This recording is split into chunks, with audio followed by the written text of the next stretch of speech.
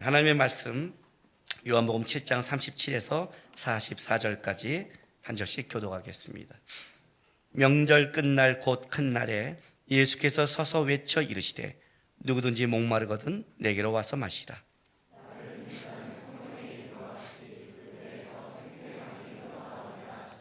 이는 그를 믿는 자들이 받을 성령을 가리켜 말씀하신 것이라.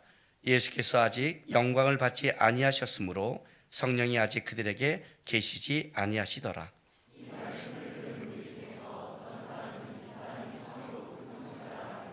어떤 사람은 그리스도라 하며 어떤 이들은 그리스도가 어찌 갈릴리에서 나오겠느냐.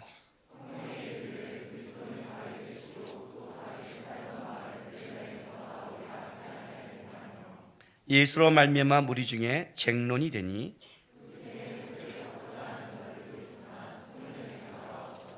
아멘. 예수님께서 33년의 공생애를 살아가시면서 3년 동안 이제 사역을 하십니다. 우리 인간의 몸으로 오셔서 종의 몸으로 먹고 순종하고 또 울고 감정을 갖고 살아갑니다. 예수님의 어떤 이 감정적 변화를 봤을 때 예수님께서 어떤 때 분노하시고 어떤 때 기뻐하시고 어떤 때 그가 마음을 이렇게 쏟는지를 보게 되면 예수님은 우리의 그 죄악, 우리가 잘못하는 거에 대해서 그것 때문에 분노하신 적은 거의 없습니다. 오히려 우리의 죄악 때문에 이 땅에 오셨고 우리가 죄로 무너지는 또 죄 때문에 살아가지 못하는 그 연약함과 안타까움을 항상 마음에 가지고 있었습니다. 가늠한 여인이 가늠한 그 이후에도 온 사람이 돌을 던지고 정죄할 때 예수님은 오히려 안타까운 마음으로 쳐다보시면서 오히려 그에게 기회를 주고 다시는 죄를 짓지 마라 하면서 그가 잘 살기를 원하는 마음이었지 그 죄 때문에 지적한 적이 없습니다. 왜냐하면 우리의 처지를 알고 있는 겁니다. 우리가 죄에 얼마나 쉽게 무너지고 아니 죄의 이 영향 속에 우리가 이겨낼 수 없음을 아시고 그래도 직접 오신 겁니다. 예수님이 언제 분노하시냐면 바리새인들의 어떤 외식에 대해서만 분노하셨습니다. 예수님이 분노할 때는 죄의 문제가 아닙니다. 오히려 화했을지로라 하고 예수님이 분노할 때는 어떤 때냐면 그때는 그들의 신앙생활과 종교생활이 하나님의 뜻에 어긋나고 오히려 그것이 율법주의 될 때 그랬습니다. 율법주의란 어떤 뜻을 갖고 있냐면 자기 의를 드러내고 싶은 겁니다. 신앙생활을 하다 보면 자기 의를 드러내는 것이냐 하나님을 쫓는 것이냐를 분별하는 법은 의외로 쉽습니다. 자기 의를 드러내고 싶은 사람은 자기가 신앙생활을 잘한다는 것을 증명하고 싶어서 지적질을 하기 시작합니다. 우리가 어떤 사람의 잘못을 권면하는 걸 말하는 게 아닙니다, 여러분. 그런 걸 말하는 게 아니라 자기가 한 말씀, 자기가 한 기도, 자기가 한 봉사, 자기가 한 것들이 그런 것에 묶여버립니다. 그런 것들은 주님을 닮기 위해 하는 것인데 그것이 외식이 될 때는 드러내고 싶은 겁니다. 이 바리새인의 외식에 대해서는 주님이 어떻게 돼요? 분노하시죠. 분노하십니다. 주님이 언제 안타까워하시냐면 믿음 없을 때 안타까워하십니다. 제자들이 믿음이 없을 때 왜 이렇게 믿음이 적니? 이렇게 믿음이 없니? 그럴 때 안타까워하십니다. 그런데 주님이 예루살렘 향해서 울기도 하고 여러 가지 어떤 감정적 변화는 했지만 주님이 소리 지르고 외친 것은 쉽지 않습니다. 오늘 본문은 주님께서 뭐예요? 서서 외쳐 소리 지른 사건입니다. 명절 끝날에 그 이스라엘 사람들이 수없이 오는 그곳에 예수님이 일어나서 외쳐 소리 질렀다는 것은 굉장히 중요합니다. 오늘 본문에 37절의 초막절 마지막 날이 이렇게 시작됩니다. 명절 끝날 그 큰 날에 예수께서 서서 외쳐 이르시되 서서. 보통 랍비들이 가르칠 때는 앉아서 가르치십니다. 랍비들은 보통 앉아서 말씀을 가르치는데 예수님도 많은 곳에서 앉아서 많은 말씀을 가르치셨습니다. 근데 오늘 본문은 뭐예요? 앉을 수 없는 겁니다. 서서. 그리고 나서 외쳐. 기본 의미가 소리 지르다예요. 예수님이 서서 소리 지르는 겁니다. 소리 지르는 거예요. 얼마나 이게 중요했을까요? 예수님이 일어나서. 나는 예수님이 서서라는 이 단어를 보면 생각나는 본문이 하나 있습니다. 스데반이 복음을 증거한 다음에 돌에 맞아 죽을 때, 그리고 스데반이 기도할 때, 그때 스데반의 눈에 예수님이 보좌에 서는 장면을 보게 됩니다. 스데반을 맞이하는 예수님의 마음이었습니다. 앉아서 맞이할 수가 없는 겁니다. 복음 가운데 그렇게 하는 것을 앉아서 맞이할 수 없는 그 주님의 모습처럼 오늘 주님은 앉아서 말씀할 수 없는 겁니다. 조용히 말씀할 수 없는 겁니다. 솔직히 뭐길래 예수님이 목숨을 걸고, 그죠? 유대인들이 죽이려 하는데 공개적으로 명절 중간에 논쟁이 있으면 더 주목하고 있을 텐데 아예 서서 외쳐 이르는 겁니다. 뭐가 이렇게 중요하길래 이렇게 외치는 거예요. 누구든지 목마르거든 내게로 와서 마시라. 나를 믿는 자는 성경에 이른 것 같이 그 배에서 생수의 강이 흘러나리라. 얌전히 잠잠하게 있을 수 없는 거죠. 예수님께서 얌전하게 잠잠하게 있을 수 없는 거예요. 누구든지 목마르거든 내게로 와서 마셔라. 나를 믿는 자는 성경에 이른 같이 그 배에서 생수의 강이 흘러나리라. 여기서 이 생수는 39절에 봤더니 이는 그를 믿는 자들이 받을 성령을 가리켜 말씀하신 것이라. 예수께서 아직 영광을 받지 아니하셨으므로 성령이 아직 그들 중에 계시지 아니하시더라. 그래서 성령이라는 게 나오기 시작합니다. 그러니까 여기서 생수는 성령을 얘기합니다. 이 본문을 보면 생각나는 본문이 있지 않습니까? 요한복음 4장에 수가서의 여인을 찾아갔을 때 그 여인과 대답하는 예수님의 말에도 똑같은 이런 고백을 합니다. 요한복음 4장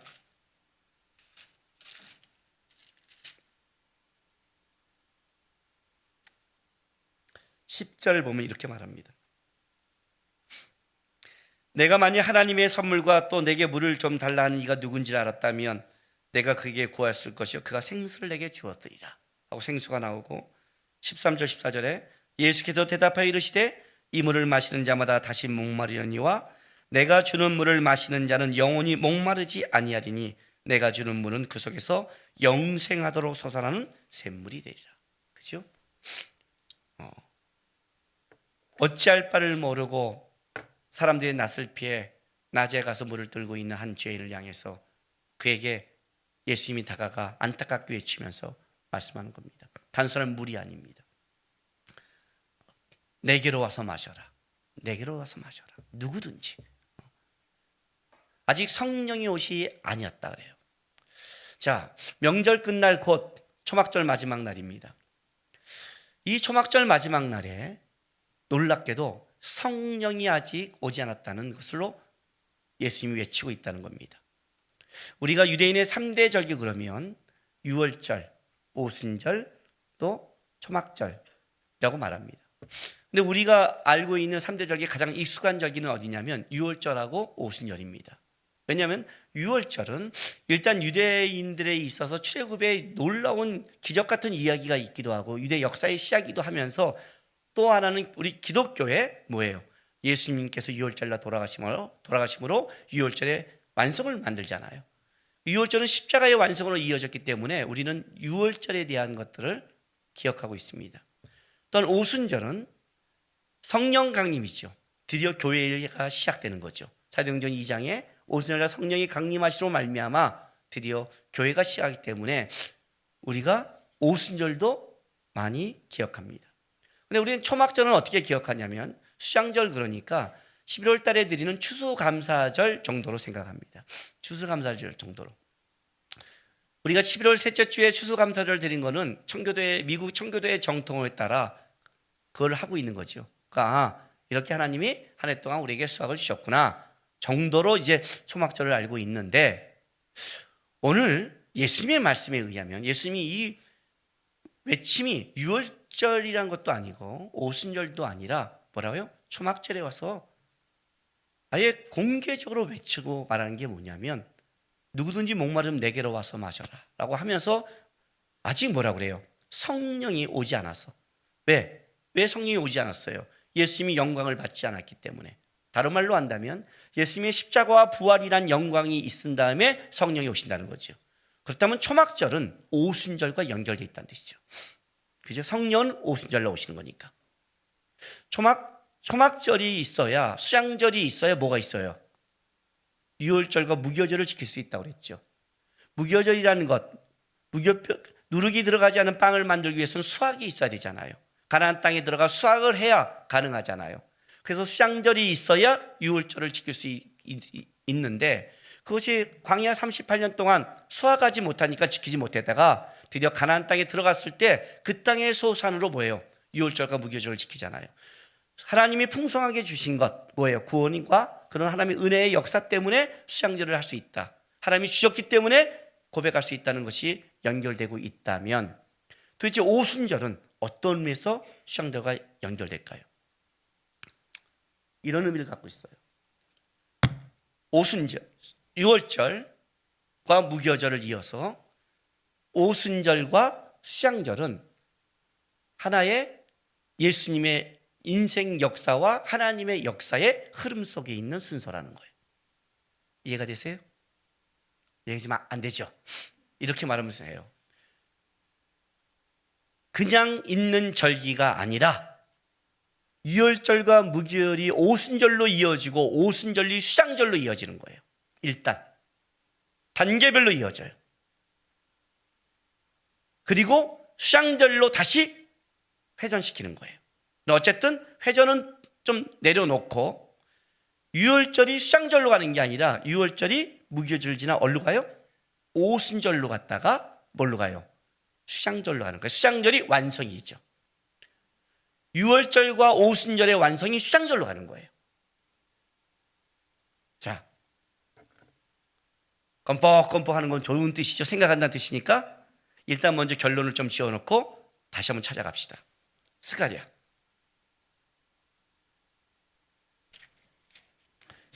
14장입니다. 구약성경 1324쪽. 오늘 일부 예배를 드렸더니 제가 말한 절기 순서를 적는 사람은 이해를 했다고 그러고 적지 못한 사람은 이해를 못했다고 합니다. 그래서 제가 알았습니다. 제 설교가 어려운 게 아니라 여러분들이 건성으로 들으면 어렵다는 걸 알았습니다. 그러니까 좀 이따 할 때 적으면서 하시면 이해가 좋을 것 같습니다. 스가랴 14장은 이렇게 시작합니다. 1절에 여호와의 날이 이르리라. 여호와의 날이, 그날에 내 재물이 약탈되어 내 가운데서 나누리라. 도대체 여호와의 날이 어떤 날인가? 13절, 그때 여호와께서 나가사 그 이방 나라들을 치시고 이왕의 전쟁의 날에 싸우신 것 같이 하리라. 자, 그날에 여호와께서 이방 나라를 치는 전쟁이 있을 것이다. 자, 6절 보세요. 그날에는 빛이 없겠고 광명한 것들이 떠날 것이다. 여호와께서 아시는 한 날이 있으리니 낮도 아니요 밤도 아니라 어두워갈 때에 빛이 있으리로다. 그날에 생수가, 그죠? 생수가 예루살렘에서 솟아나서 절반은 동계로 절반은 서해로 올 것이다. 여름에도 겨울에도 그러다. 자, 아까 말한 그 생수가 예루살렘에서 솟아나와 다 흘러간대요. 9절에 여호와께서 천하의 왕이 되시리니 그날에는 여호와께서 홀로 한 분이실 것이요 그 이름이 홀로 하나이실 것이니라. 이게 무슨 말이냐면 스가랴가 지금 어떤 걸 예언하고 있냐면 종말론을 예언하는 거예요. 종말이에요. 여호와의 날이 이르는데 그날이 어떤 날이냐? 마지막 날이라는 거예요. 마지막 날. 해가 달을 잇고 하나님이 홀로 천하의 왕이 되는, 하나님은 왕이지만 현재 이방 나라들이 하나님을 왕으로 고백하지 않잖아요. 그러나 이날에는 하나님이 다시 이방을 치고 심판하셔서 천하의 홀로 하나님이 왕이 되는 그런 날이 이 날일 것이다. 이게 종말로 일하는 거예요. 나중에 하나님의 나라가 임할 때 재림하셔서 그분이 왕으로 오실 때 그때 천하의 모든 걸 심판하시고 바로 홀로 왕이 될 그날일 것이다 라고 선포하고 나서 16절 보세요. 예루살렘을 치러 왔던 이방 나라들 중에 남은 자가 해마다 올라와서 그 왕, 정관사가 붙었죠? 그 왕, 어떤 왕? 천하의 왕, 천하의 왕, 그 왕 만군의 여호와께 경배하며 뭐라요? 초막절을 지킬 것이다. 그 왕 만군의 여호와, 만군의 여호와를 왕이라는 명칭과 나란히 사용한 것은 본문이 처음이에요. 근데 바로 그날 홀로 왕이 된 그 왕, 만군의 여호와, 그 왕 앞에 뭐래요? 해마다 이방 나라들도 뭘 지켜요? 초막절을 지킨대요. 초막절을 지킨다. 그러니까 초막절이란 건 어떤 뜻이냐면 단순히 이스라엘 백성이 가을에 지킨 게 아니라 이 다음에 우리가 하나님이 재림해서 지킬 절기가 뭐예요? 초막절이라는 거예요. 초막절이에요. 6월절은 하루밖에 안 지나요. 왜? 예수께서 단회적으로 구원하셨으니까. 오순절 날도 성령이 오셨어요. 초막절은 끝나지 않았어요. 그럼 우리는 어쩌면 지금 초막절을 바라보고 하는 거예요. 초막절을 지키는 의미가 끝났다는 게 아니라 바라보고 있는 뜻이에요. 이해가 되세요? 그날에. 자, 계속 그 다음에 읽어보세요. 18절. 만일 애굽 족속이 올라오지 아니할 때에는 비 내림이 있지 아니하리니 여호와께서 초막절을 지키러 올라오지 아니하는 이방 나라들의 사람을 치시는 재앙을 그에게 내릴 거라. 초막절을 지키지 않는 이방 나라는 어떻게 해요? 남은 나라도 다 쓸어버리는 거예요. 19절. 애굽 사람이나 이방 나라 사람이나 초막절을 지키러 올라오지 아니하는 자는 다 받을 벌은 그러하니라. 자, 그날에는 말 방울에까지 여호와께 성결이라 기록될 것이라. 여호와의 전에 있는 모든 솥이 제단 앞에 주발과 다름이 없을 것이니 예루살렘과 유다의 모든 솥이 만군의 여호와의 성물이 될 것인지요 제사 드린 자가 와서 그 솥을 가져다가 그것으로 고기를 삶으리라. 그날에는 만군의 여호와의 전에 가난한 사람이 다시 있지 아니하리라. 가난한 사람, 세상 사람이 있지 않는 거죠. 근데 여기 이런 말이 있어요. 20절에요. 그날에는 말 방울에까지 여호와께 성결이라 기록될 것이라 그래요. 자, 말 방울 있죠. 말 목에 다는 요만한 방울, 딸랑딸랑 흔한 방울. 여기에 뭐라고 이름이 기록되어 있다고요? 여호와께 성결이에요. 여호와께 성결이라는 단어는 어디에 적혀 있는 거냐면 제사장이 옷을 입을 때 제사장 관 머리에 쓴 게 여호와께 성결이에요. 이해가 되세요? 제사장만이 입을 수 있는 옷, 제사장 머리에 쓰는 관 속에 너는 하나님께 성결로 부름받았기 때문에 여호와께 성결이라는 단어를 쓰는데 그날에는 하나님의 나라가 임할 때는 말 방울까지도 모두가 성결한 죄가 들어가지 않는 완벽한 하나님의 성결이 그날이 이루어질 것이라는 거예요. 그날이 어느 날이에요? 바로 초막절의 완성이 되는 거예요. 그렇다면 지금 우리가 초막절 그러면 단순하게 이스라엘 사람들이 3대 절기에 지켰던 수장절과 그들이 광야 생활에 어려웠던 것을 기억하는 초막절을 넘어선다는 거죠. 초막절은 더 깊은 완성을 향해 가고 있는 절기예요. 그래서 이 초막절이 완성이 되려면 6월절과 오순절이 이어지지 않고는 초막절이 완성이 되지 않는 거예요. 이해가 되세요? 그래서 6월절부터 이 초막절은 가고 있는 거예요. 자, 레위기 23장을 찾아볼게요. 레위기 23장 구약성경 181쪽.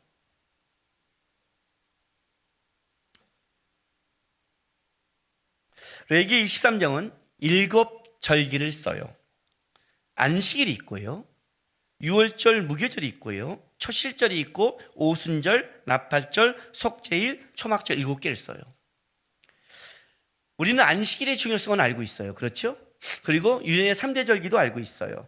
그 다음에 대속죄일 7월 10일 날 모든 이스라엘 백성들을 금식시키고 대제사장이 성소를 지나 지성소로 들어가는 그 중요한 일련의 대속죄일도 알고 있어요. 그죠? 근데 이제 우리에게 생소한 거는 초실절하고 맥주절이죠. 7개를 쓴 거예요. 저는 요번에 요한복음 7장을 말씀을 전하면서 이거를 공부하면서 하나님께 참 감사했어요. 진짜 감사했어요. 레위기를 가르칠 때까지 이 의미를 몰랐어요. 왜냐하면 결국 예수님으로 이것이 절기가 매치되지 않으면 해결이 안 되는 거예요. 유대인들이 해결이 안 돼요. 그러니까 저도 레위기를 공부해서 레위기를 작년에 가르칠 때까지는 이 절기의 7개가 왜 여기를 7개를 썼는지를 몰랐는데 요한복음 7장을 하면서 이 7개가 굉장히 중요한 절기예요. 좀 이따 이제 초실절에서 할 거예요. 다음 주에 제가 나팔절에 대해서 좀 설명하려고 그래요. 우리는 달력이 양력과 음력이 있어요. 유대인들은 달력이 3개가 있어요. 복잡하죠? 그러니까 우리보다 더 복잡한 놈들이에요. 왜냐하면 그들의 처음은 종교력이에요. 종교력은 뭐냐면 그들의 이론은 애굽을 탈출할 때였어요. 새로운 시작이잖아요. 그래서 그걸 일월로 삼았어요. 그것이 양력의 3, 4월경이죠. 그래서 그걸로 지나고 있다가 가나안 땅에 살아가면서 가나안 땅에 맞게 종교력이 아니라 가나안 땅에 정착하며 가나안 땅에 맞게 새로운 달력이 민간력이 생겨요. 그 민간력에 의하면 신년이 7월이에요. 그러니까 우리 양력으로 10월 달이에요. 초막절이 있는 절기죠. 그 7월 1일을 신년에 부는 것이 나팔절이에요. 이해가 되세요? 7월 10일 날 대속죄일이 있어요. 7월 15일이 소막절이에요. 이 세 7월 달에 있는 절기를 다 집어넣은 거예요. 굉장히 중요한 거예요. 이건 이제 다음 주에 좀 나눌 거예요. 다음 주에. 그리고 7개를 그냥 넣은 게 아니에요. 무슨 말이냐면요, 신의 평야에서 레위기를 줄 때 벌써 하나님은 예수 그리스도의 죽음과 부활과 승천과 재림까지 다 보시며 절기를 쳐버린 거예요.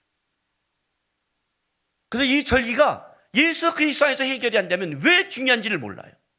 왜 그렇게? 그들은 그 성령 하나님의 은혜를 따라가고 있으면서 의미를 모르는 거예요. 예수가 아니면 이게 안 되는 거니까.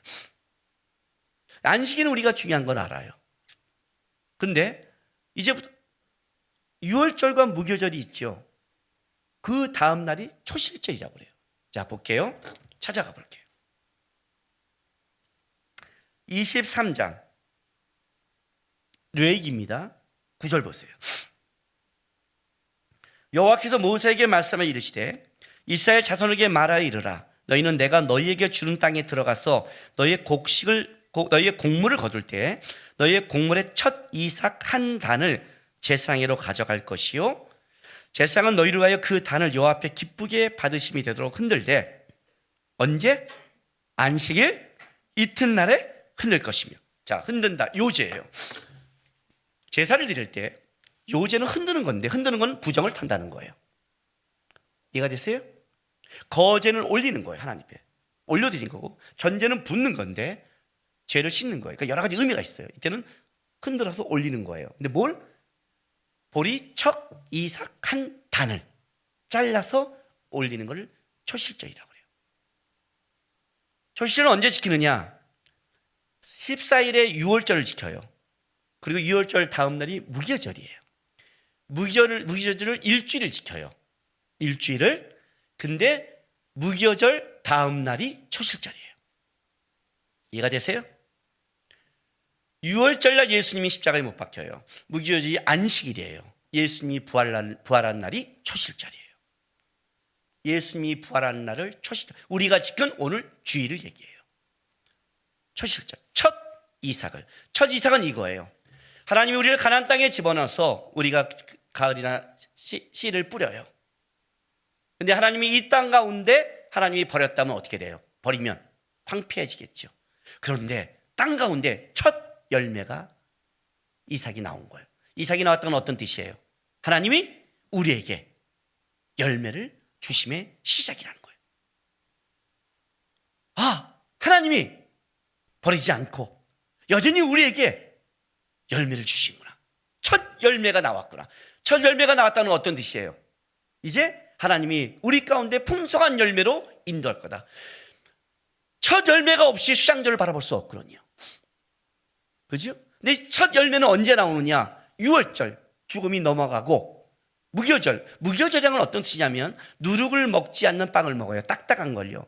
누룩은 성경에서 대부분 죄와 연결을 해요. 그래서 누룩이 없다는 건 순결을 상징하는데 우리에게 적용한다는 건 그거예요. 이나는 누룩을 지하면서 우리의 신앙을 더 하나님 앞에 순결하는 기간을 가져라는 말도 있지만 이 절기의 가장 중요한 주인공은 예수님이죠.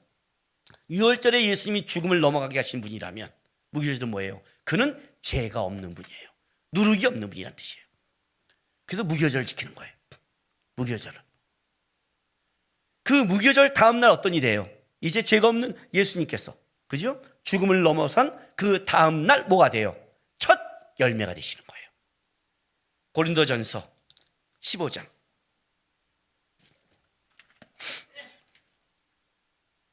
20절, 신약성경 282쪽.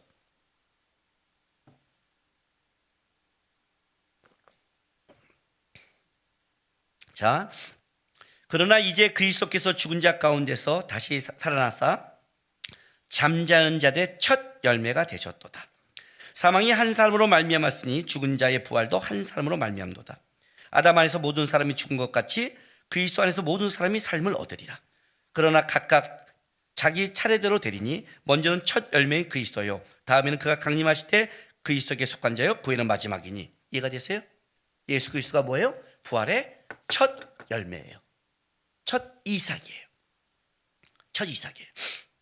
우리가 성경에 보면 장자는 2배의 목을 줘요. 장자는 왜 2배냐면 집에 힘의 근원이기 때문에 그래요. 이런 거죠. 너 몇째니? 둘째요. 그래, 형이니? 없어요. 누나는? 없어요. 그럼 예, 제가 혼자예요. 그럼 너 첫째잖아. 아니요, 둘째예요. 이럴 수는 없죠. 그지요? 너 둘째니? 이 말은 뭐예요? 첫째가 전제하는 거죠. 첫째가 태어났다는 건 뭐예요? 그 집에 이제 하나님의 태문을 열었다. 둘째도 태어날 수 있다. 그죠? 첫째가 태어나지 않으면 뭐예요? 그 집은 아예 태문이 막혔다. 이거잖아요.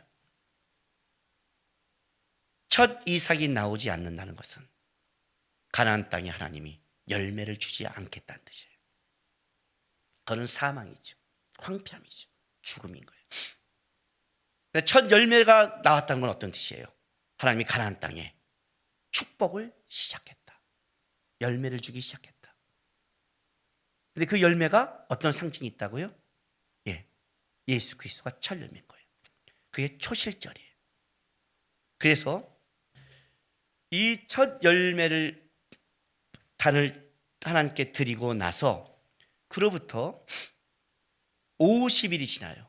그러니까 오순절이란 건 뭐냐면 이스라엘 백성들은요, 10일을 10일씩 잘라서 10일을 1순이라고 그래요.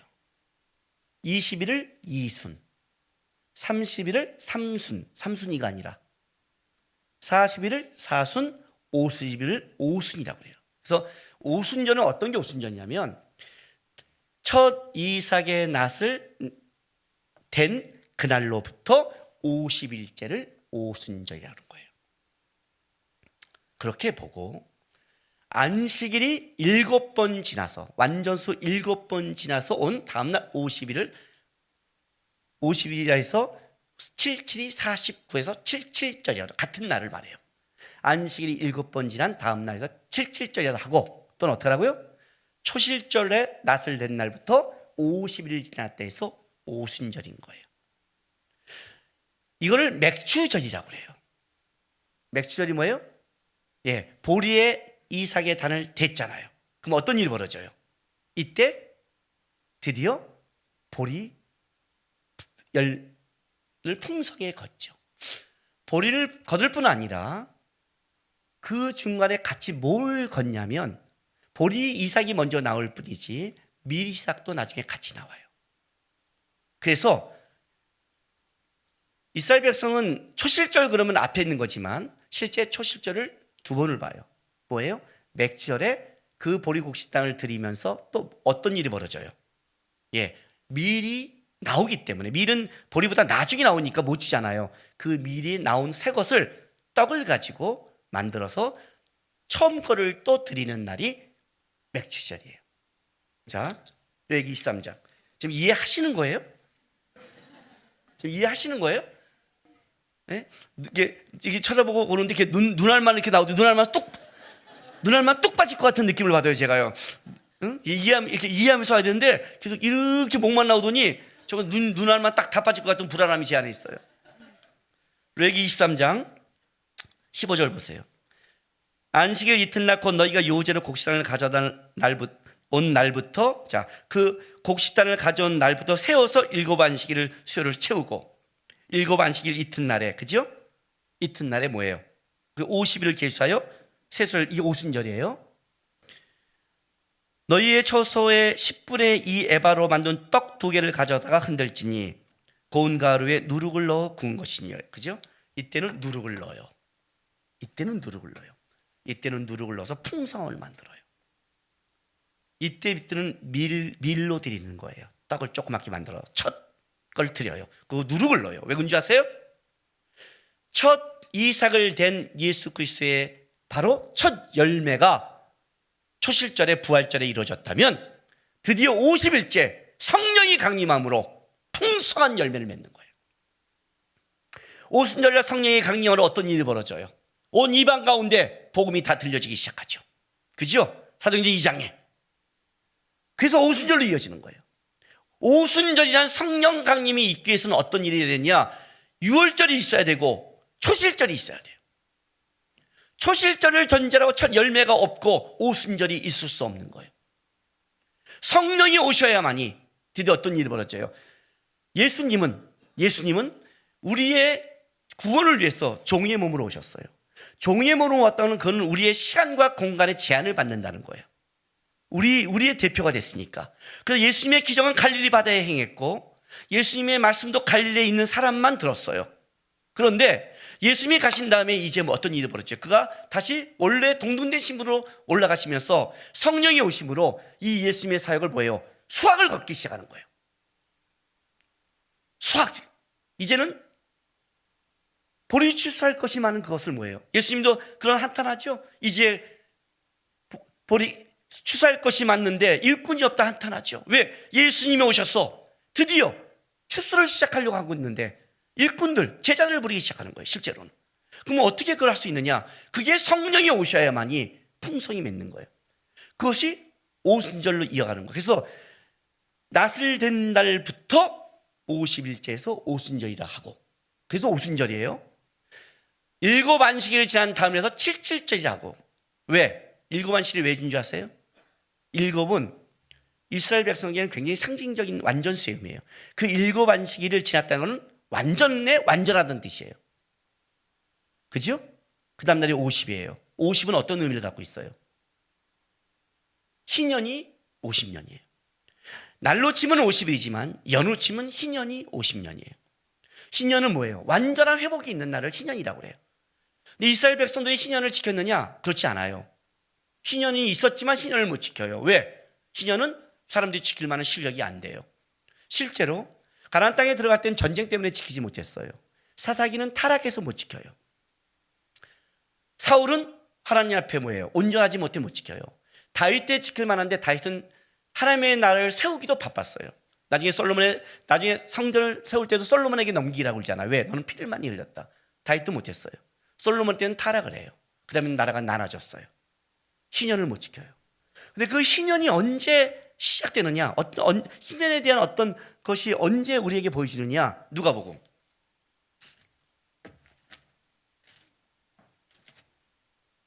2장 1절부터 보세요.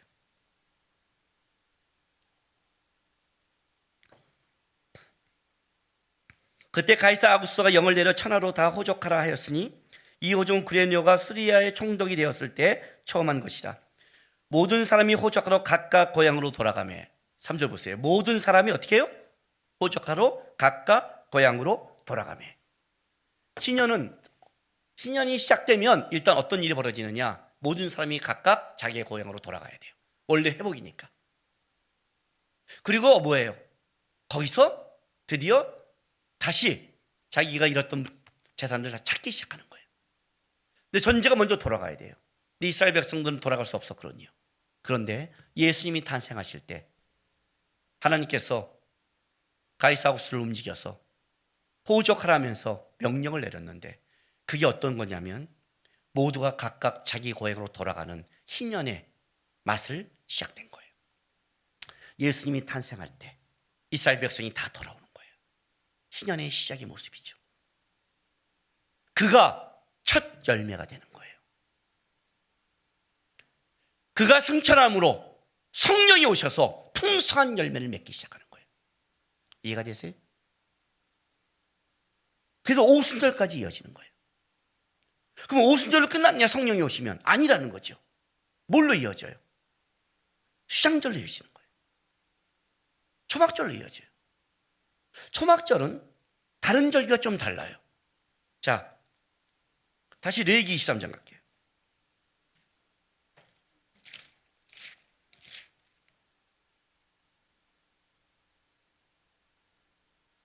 여러분 레위기 23장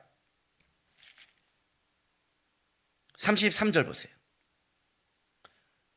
초막절인데 여호와께서 모세에게 말씀을 이르시되 이스라엘 자손에게 말하여 이르라. 일곱째 달 15째 날은 초막절이니 여호와를 위하여 이레 동안을 지킬 것이라.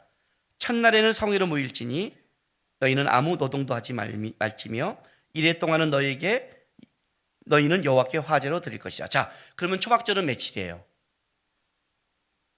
며칠 동안 나가서 해야 돼요? 일주일이에요. 그죠? 무기절도 일주일이에요. 그런데 그 뒤에 이런 말이 있어요.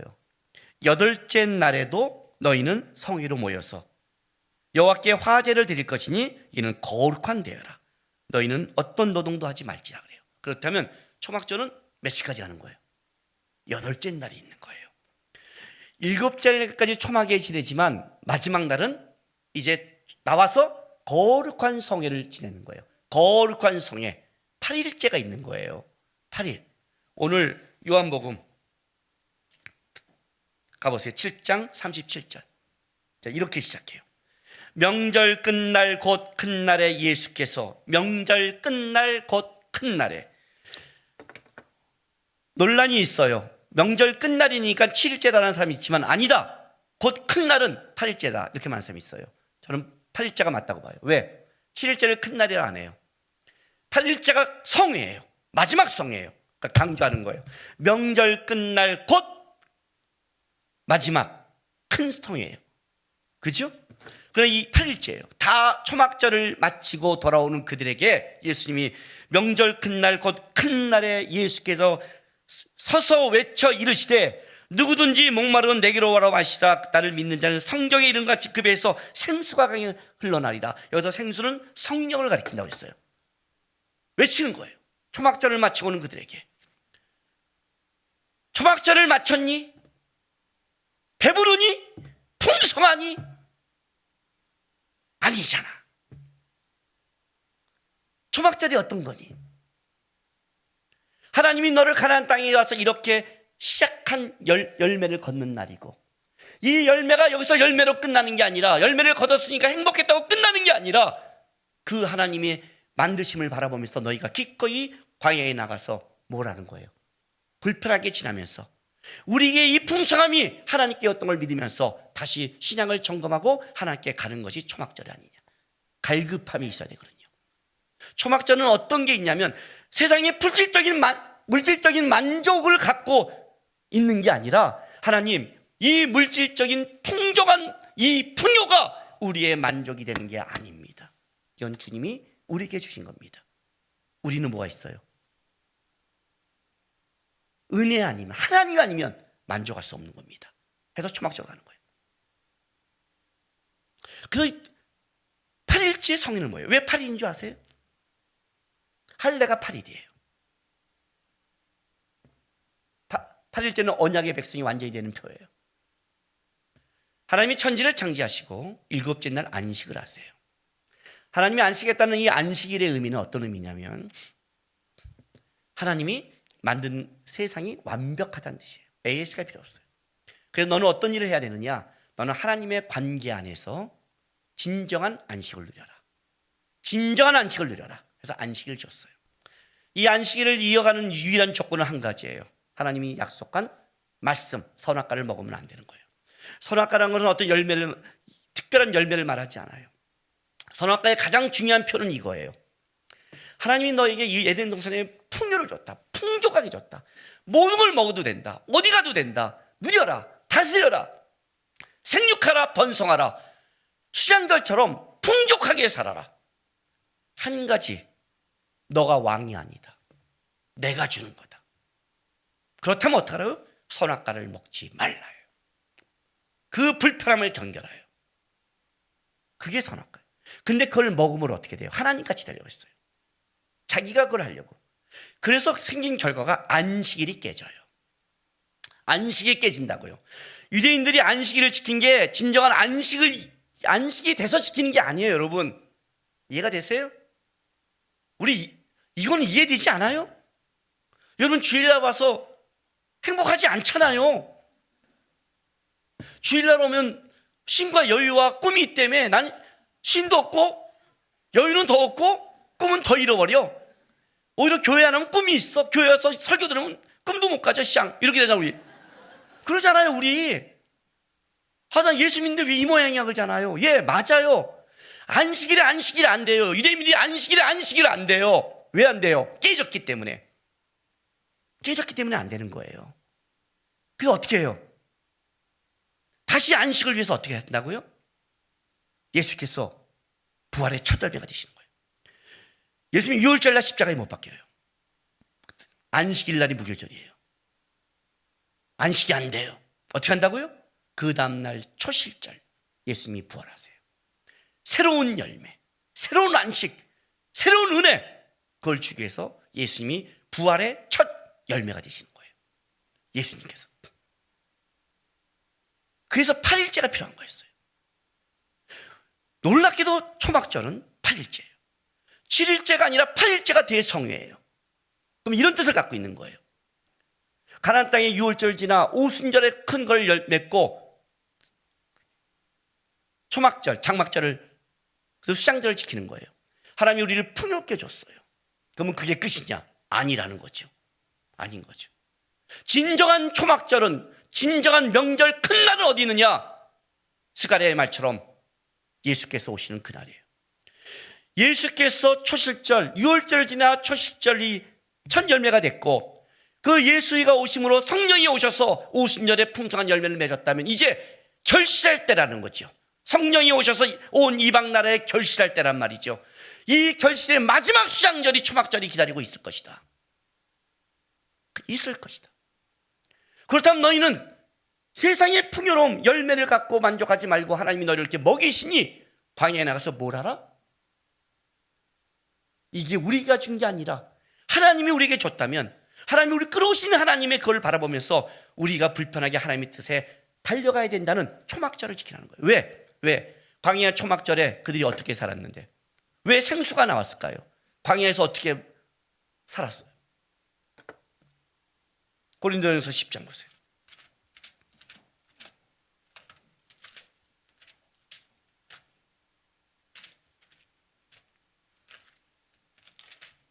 (10장) 1절부터 274쪽. 형제들아, 난 너희가 알지 못하기를 원하지 아니하노니 우리 조상들이 다 구름 아래 있고 바다 가운데 지나며 모세에게 속하여 다 구름과 바다에서 세례를 받고 다 같은 신령한 음식을 먹으며 다 같은 신령한 음료를 마셨으니 이는 그들을 따르는 신령한 반석으로 마셨으니 그 반석은 뭐요? 곧 그리스도라. 이걸 말하는 거죠. 너희가 광야의 그 끔찍한 인생을 살아갈 때 너희 힘으로 산 것 같냐? 아니다. 유월시키는 하나님이 너희에게 뭐예요? 반석에서 물을 주고 하늘에서 만나를 주므로 너희를 먹여 살렸다. 그 하나님이 끌어가서 이 땅에서 너희에게 열매를 준 거다. 하나님이 너희에게 열매를 준다면 너희는 뭘 봐야 돼요? 그 열매에 만족하고 빠지고 그 열매에 끌려가지 말고 기꺼이 초막절 지남으로, 하나님, 우리는 이 열매로 살지 않습니다. 하나님이 우리를 끌어오셨습니다.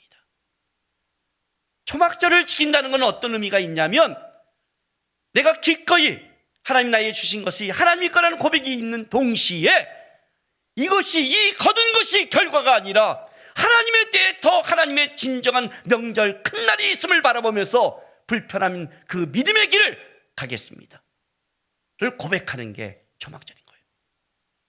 그 초막절을 하고 오는데 예수님이 계시는데 그들은 그걸로 만족해버렸어요. 그 초막절의 행사가 그들에게 생명을 주는 게 아니었거든요. 생명은 어디 있어요?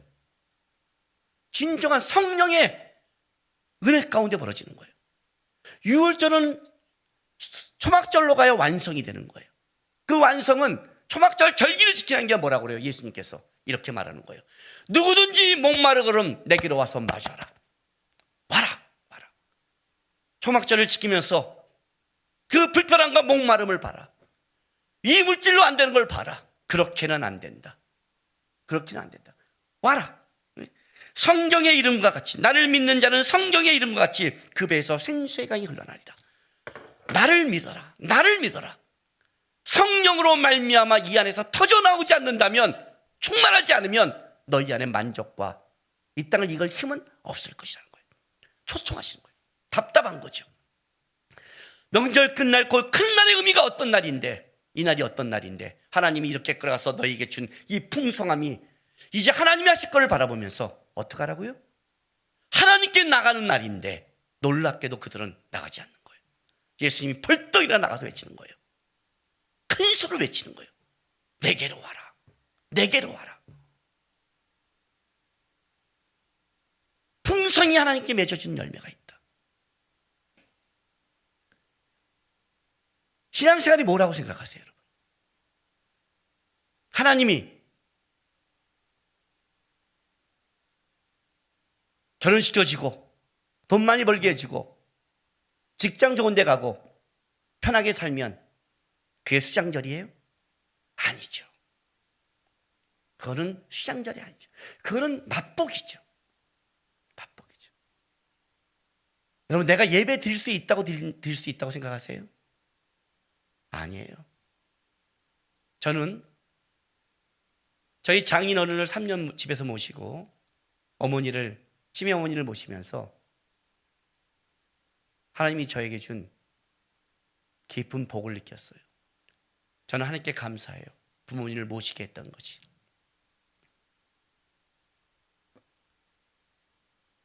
한 사람의 인생이 흙으로 돌아가는 과정을 옆에서 볼 수 있는 것은 저에게는 축복이었어요. 내가 예배할 수 있다고 예배하나? 내가 드릴 수 있다고 드리나? 내가 봉사할 수 있다고 봉사하십니까? 내가 한다고 생각하세요? 아니에요, 여러분. 착각하지 마세요. 하나님의 은혜와 초청이 아니면 안 돼요. 하나님이 맺어준 거예요. 내가 없다고 못해요? 아니에요, 여러분. 아니에요. 그 얘기를 하는 게 아니에요. 너희의 진짜 힘과 너희가 살아가는 능력은 어디서 나오느냐? 세상 거에서 안 나온다는 거예요. 앞으로 진짜 초막절이 있을 것이다. 진짜가 있을 것이다. 그 중에 너희에게 하나님이 맺혀준 걷는 수장절을 겪을 때마다 명심해라. 그 거둠으로 감사하는 게 아니다. 하나님, 이 걷게 하신 게 중요한 게 아니라 이 다음에 하나님 앞에 섰을 때 하나님 앞에 거둘 그 열매를 생각하면서 예수께서 시작한 그 첫 열매가 시작한 예수 그리스도로 말미암아 기꺼이 하나님, 저는 초막절을 가겠습니다. 기꺼이 세상의 부요와 이거에 빠지지 않습니다. 저는 불편하고 어려워도 하나님이 원하는 길을 걸어가겠습니다. 나의 수장절은 풍요로운 곡식이 아니라 하나님으로부터 맺어지는 열매입니다. 나는 그리스도께 갑니다. 이게 고백돼야 되는 거예요. 그래서 성도는 기도하지 않고는 못 가는 거예요.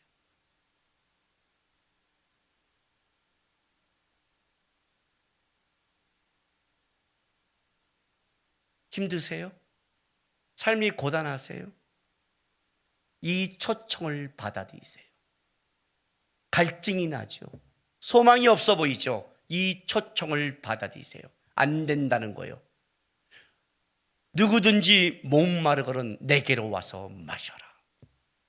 나를 믿는 자는 성경의 이름과 같이 그 배에서 생수의 강이, 성령의 역사가 일어날 것이다. 이거 아니고는 답이 없다. 이거 아니고는 어떤 열매, 어떤 부요, 어떤 명예 소용없다. 수장절이에요. 풍요롭게 곡식을 거뒀어요. 풍요로운 걸 맺었어요. 세상적으로. 그거 갖고 풍요를 지속할 수 없다. 그거는 1년밖에 안 된다. 안 되는 거다. 그거를 주신 하나님을 기억하고 그걸 걷게 하시고 함께 하시는 주님을 기억하면서 하나님께로 가는 싸움을 해라. 거뒀다면 감사하게 가고 없다면 매달려서 가면서 진짜 수장절의 완성이 누가 시키는지, 수장절의 완성이 어떤 분이 이룬지를 바라보면서 우리 인생의 만족을 누가 한지를 바라보면서 하나님 앞에 나와라. 그것이 광야에 가서 지키는 초막절의 의미라는 거예요. 여러분이 기꺼이 불편하면서 예배드리고 불편해서 인생을 살아가고 오해와 어려움을 당할 때 불편하게 세상의 진리를 따라가는 게 아니라 불편한 인생을 살아갈 수 있는 것은 뭐냐면 나의 은혜와 나의 풍요는 하나님께 있습니다라는 것을 고백하는 게 그의 신앙의 삶이라는 거예요. 입술만 고백하는 게 아니라 예수 그리스도의 부활은 수장절로 완성이 돼요. 아직 수장절은 끝나지 않았어요. 우리는 계속 초막절을 지내고 있는 거예요. 초막절을. 불편하고 힘든 사람이 이 자리에 있다면 돌아가십시오. 오늘 이 예수님의 초청을 받아주세요. 누구든지 목마르거든 내게로 와서 마셔라. 왜 이렇게 믿음이 적니? 왜 이렇게 믿음이 없니? 예수님의 한탄처럼 나를 믿는 자는 성경에 이른 같이 너 배에서 생수의 강이 흘러나리라. 주님의 약속을 믿으면서 우리의 초막절의 인생을 사시기를 바랍니다. 기도합시다.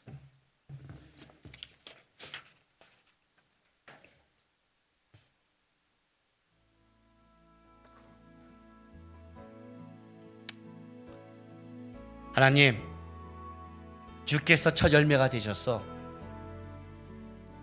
내가 열매 맺을 수 있는 소망을 갖게 됐습니다. 내가 죽어야 할 곳에 주님이 죽었고 내가 갈 길을 주님이 가셔서 우리로 하여금 많은 열매를 맺을 수 있도록 기회를 주셨습니다. 초막절의 인생을 살게 도와주십시오.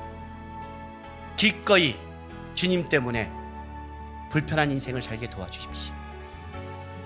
이 다음에 이뤄질 진정한 수장절을 바라보면서 믿음의 인생을 살게 도와달라고 우리 다 같이 기도하며 나가겠습니다. 기도하겠습니다. 거룩하신 아버지 하나님 감사합니다.